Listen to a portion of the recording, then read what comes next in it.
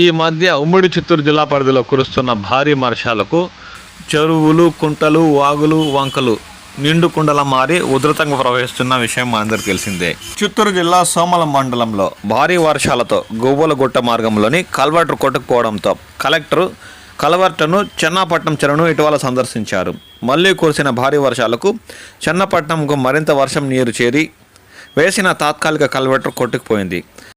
దీంతో గువ్వలగుట్టకు రాకపోకలు స్తంభించాయి. స్థానికులకు తీవ్ర ఇబ్బందికరంగా మారడంతో సమాచారం కలెక్టర్ దృష్టికి వెళ్లడంతో ఆయన స్పందించి రహదారి నిర్మాణానికి 50 లక్షలు మంజూరు చేశారు. నిధులు మంజూరు చేయడంతో స్థానికులు హర్షం వ్యక్తం చేశారు.